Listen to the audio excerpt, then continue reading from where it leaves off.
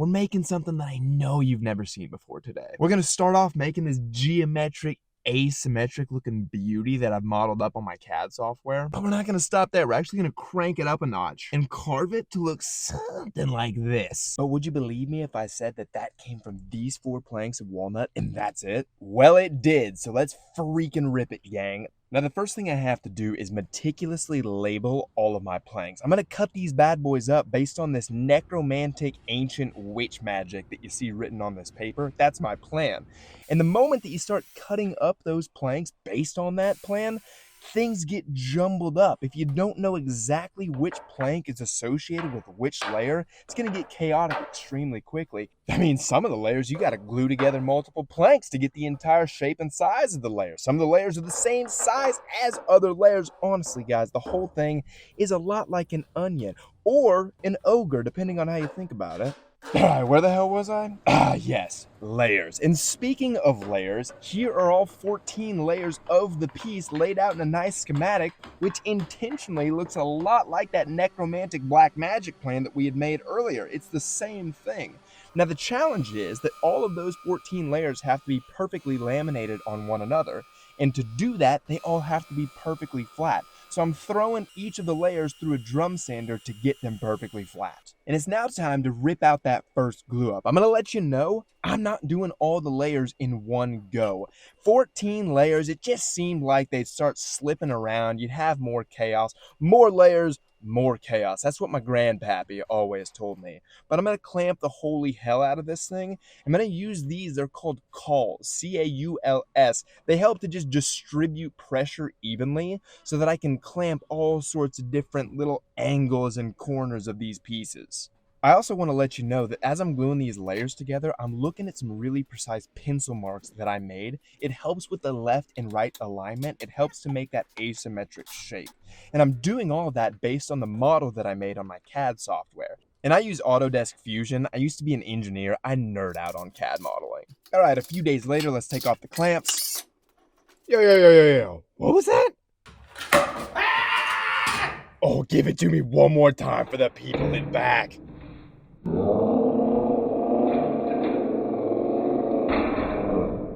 God, that's a stoic young lad. Good thing I didn't panic. All right, so we got 2 halves of this thing. If you were wondering how it felt to hold it, That's cool. Feels heavy enough. and here you can start to see the curves that we're going to go for. I've sketched out what I want to do, but we do have to connect both the bottom and the top half, and I'm going to do that using a dowel. I'm going to miss the inside curve and the outside curve, so I'll put it right here. And I guess we'll just get up on top of this table. It looks sturdy enough, I suppose. And we're going to drill the hole for that dowel.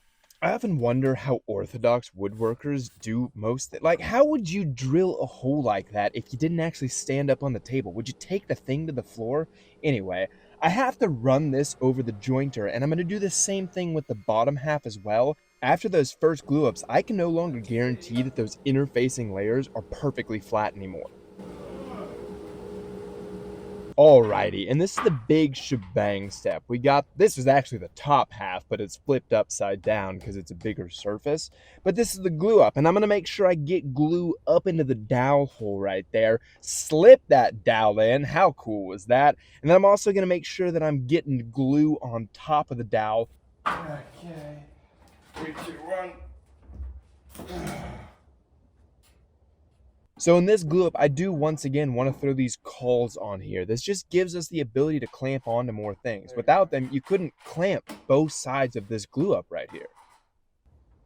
Nice. Okay, right here, I'm seeing little bubbles, little beads of glue, which is exactly what I wanted to see. I was worried if I only clamped over here that it would kind of open up. And so I wanted these clamps to make sure I was getting pressure right there. And you know you're getting pressure if you see the little beads coming up. And that's exactly what I'm seeing. Holy moly, what a good glue up.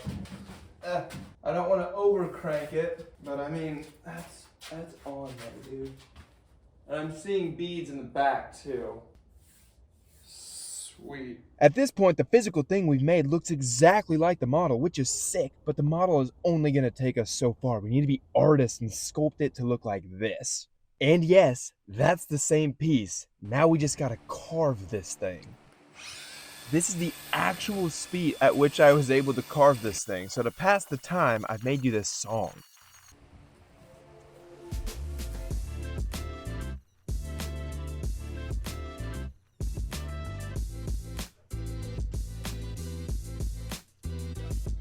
I'm spitting out bars, I'm carving all 3 dimensions, cause YouTube told me work on audience retention, I'll give it a go. I hope I got no rhyme, yeah, I'm spitting this flow while we're watching this time lapse. The piece is dope, but it's all but whack. I got 14 layers in my walnut stack, and it's getting organic, don't need an angle finder, cause I'm grinding on this wood with this angle grinder. It's kinda tough, there's no ifs, ands, or buts, but it's a death by sawdust or 1,000 cuts. Will I give up the go? The answer's hell no, but I might succumb to my tennis elbow with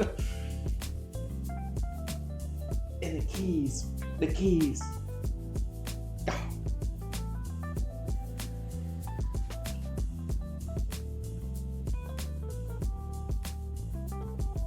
Wow. Holy moly, guys, we're gonna try to carry on if we are able to. I'm making this last feature here. It is somewhat of a cove. The general trumpet bell hourglass shape of this core, yeah, it's cool, but I think people have seen that before. This cove, this is the feature that makes this piece really unique. When I make art, I try to have features in there so when people walk up to it, they are baffled by how this feature was even made. That's what we're going for. That's what I think this cove really achieves. A lot of sanding, trust me on that one. Now all we got to do is finish this bad boy, and because the piece was so smooth all over, the finishing process was super easy, mostly though because I use Rubio Monocoat, which is what I use on all my nicest art and furniture pieces. I'm not sponsored by them, I just really like the product that they've made, and I'm actually trying to be helpful and informational here. It's super good. You should just try it. I don't know what your situation is, just give it a go. It's super durable, super easy application, and the color's gorgeous. Let's get a grand reveal here. 3, 2, God, I'm really not good at timing those grand reveals. There's the piece. I had an absolute blast with this one. It worked both sides of my brain. At the beginning, super analytical, engineering, geometry, planning. Then at the end, once you had the general shape, the other side of your brain got to come in, the creative, artistic side, when you just got to sculpt this and shape this however you thought was most beautiful. Now, this piece actually sold in like 10 minutes. It was crazy. So it got me thinking, God, should I make a line of furniture or art in this unique and organic aesthetic, like a Dr. Seuss tree looking thing, but it's furniture or art? Well, the good news is I've already started making something like that. And we got more videos cooking up in the lab. So if you like this one, the build of it, or the feel of what we got going on here, like and subscribe. We're just getting started.